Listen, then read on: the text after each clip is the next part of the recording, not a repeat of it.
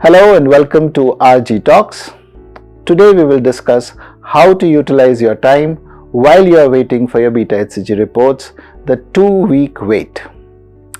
After the embryo transfer has been carried out, the embryo keeps rolling inside the womb for the next couple of days, trying to find out the right spot where it can actually implant and then start growing. After the implantation process is over, it develops blood channels with the mother's womb, and that's when the mother's blood starts showing the hormones that are secreted by the growing embryo. These hormones, unless they are achieving a certain value, cannot be detected by any of the blood tests that are available, which is why we need to wait for at least 10 days after an embryo transfer is performed to know whether that woman has conceived in this particular cycle or not. Now this 10 days or so waiting period is very painful and stressful for any woman.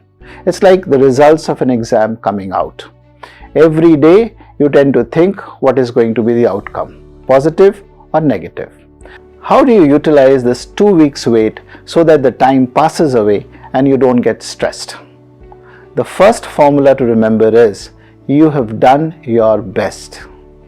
You did what you could do and you could not have done anything better than this. Your embryos have been transferred, and if luck is on your side, the embryo is healthy and the womb is receptive in this particular cycle, then you get a pregnancy this very month.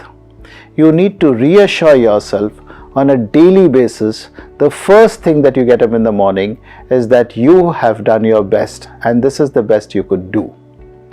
Then the next thing that you need to do is to read up on everything that's available post getting pregnant, so that in case you do get pregnant, you are not found wanting as to what is the next step. Be prepared in a way that if things turn out to be positive, then you know the next steps to be performed to the T. You should know that a blood test needs to be carried out to find out if you're pregnant or not. In many circumstances, it's repeated after 48 hours just to check whether the embryo is growing properly or not. You need to continue on your medications till the doctor calls up and asks you to stop them. You should not stop the medications on your own under any circumstances.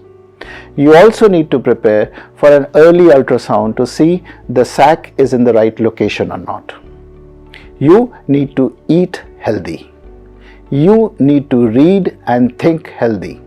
You need to focus on what you are going to do post-pregnancy. Yes, negative thoughts would come and you need to have a plan B in place.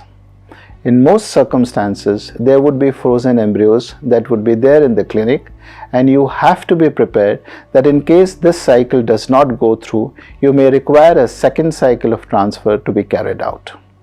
That is not such a bad thing. All embryos are not healthy, nor is the womb lining receptive in every month. So a failed embryo transfer does not mean the end of your motherhood or parenthood dreams.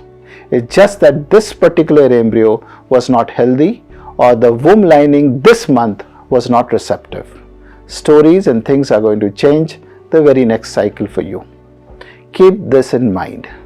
Last thing to do is never ever give up. You may feel that you're not going to get pregnant just because the symptoms are not coming through. No symptoms appear in the first 2 weeks of transfer. So do not look for symptoms.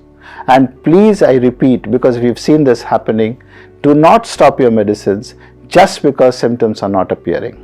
This is for your interest and our interest too. Hopefully, this particular cycle is going to click for you. All the best.